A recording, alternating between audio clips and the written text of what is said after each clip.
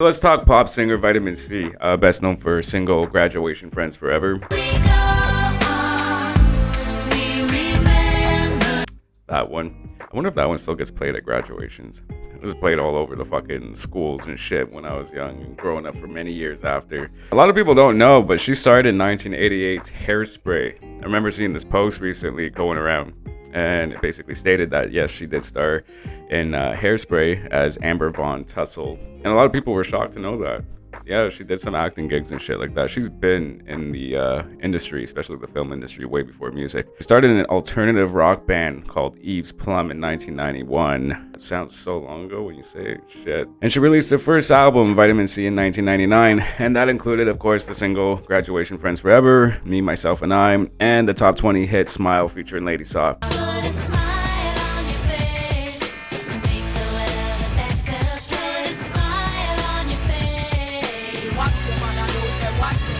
That song always makes me feel good. But what other pop artists do you know back then in the early 2000s, late 90s, early 2000s? Consistent, reggae artists, reggae vibes in their pop music. That's one thing I liked about Vitamin C, is that in a world of Britneys, while all these music labels, these executives are trying to build and make the next Britney, she remained herself. In 2001, she released her second album, More. This is where she got my attention. Obviously, I knew about fucking, Graduation Friends Forever and Smile. But this album here, I saw her perform The Itch on Mad TV. I love the fuck out of Mad TV. So she was a guest on there. She was performing, promoting the new album and single. And it caught my attention. I liked it. I fucked with it. Ended up getting a bootleg version of the album. I got the hard copy now. I just bought it a few years back, but I grew up on the bootleg version. And that album alone, man, it had such an experimental sound to it. They played with a lot of fucking sounds. She did go more dance with this one, more like digital shit compared to the first album.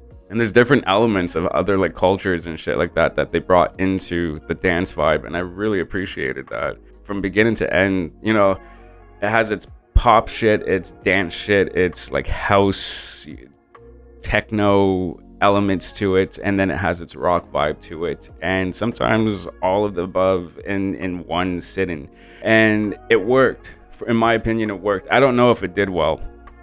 Probably not. She was signed with Elektra at the time. But yeah, and then she had a song on the Pokemon soundtrack. Like, Vitamin C was everywhere. She had her own vibe, she had her own style, she had her own taste in music, like the way she wrote her music, made her music. Definitely like her own person. In like I said, in a world of Britney's, hard to find that. And she managed to make her own self in her own place in the music scene, and people fucked with it. It's the hair. It must have been the hair. Later on, she appeared in Dracula 2000, and she made appearances in Get Over It and Scary Movie 2. Where are you? Check the fucking music room. She later was a judge on the spoof talent series, the WB Superstar USA, in 2004. I watched that. Those were interesting times. That's when reality TV was just really like making its way home. Everybody was fucking with it at the time. And then I believe in 2006, 2007, she put out a single called Last Night. Last night, he said, oh baby, I feel so down. There's lots of familiar samples in that. I don't think it did anything number-wise or chart-wise. I don't even think it was officially like released out into the open, into the world. But I played that one. That one was a good song. But she makes catchy music, yo, so it doesn't surprise me that she is where she is now. In 2012, she was vice president of music at Nickelodeon, and since 2019, she's been a music executive for Netflix. So she's really involved musically. You listen to her, you can tell that she is musically gifted. May not be the best voice, but yet she has an ear for what's catchy melody-wise and phrase-wise. So that's one thing. If you listen to her music, you know what I mean. If you haven't, and you're into like some real good pop shit, she's always been a guilty pleasure of mine. This is definitely something I suggest that you listen to. Both albums. More, in my opinion, is better than the first one, but the first one's just, it's a nice listen. I love hearing different vibes and shit, something that just kind of steps outside of the norm. And especially in this day and age, I like to go back to these. I listen to more, and the first album just a few days ago, and it's like, it takes you back. It's like, wow, she kind of played and took a chance with a lot, and you kind of just respect people and their artistry and the fact that they were so ballsy at a time. When people are trying to push you in a certain direction, you manage to sit in your own vibe and people fuck with it, they like it. Other than that, not much really happened with her, bro. Like, she's now 51. I doubt that we'll ever see her make some sort of performance, you know, like those 90s throwback fucking gigs and shit like that. I would love to, but I doubt it. She was another one that really put on the show. I remember studying her choreography and shit like that. She went in dance-wise and music-wise. Like, she just offered a really nice performance. And she had better singles available on the albums. I just don't know why they didn't go for those. But regardless, I'm happy I grew up on the music. I'm happy I got to know her music. I've been a fan, still a fan, and these are definitely albums I go back and listen to on pretty regularly too.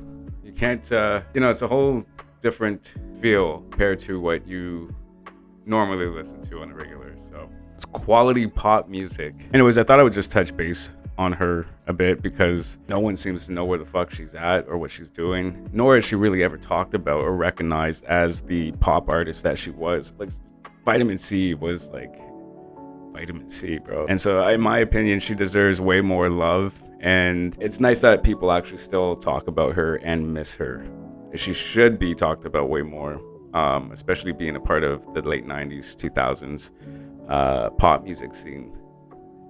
You know, you mentioned all these other artists and she's barely ever recognized, but she should be. Like Graduation, Friends Forever alone, fuck. Anyways, you know the deal. Like, comment, subscribe. Until next time.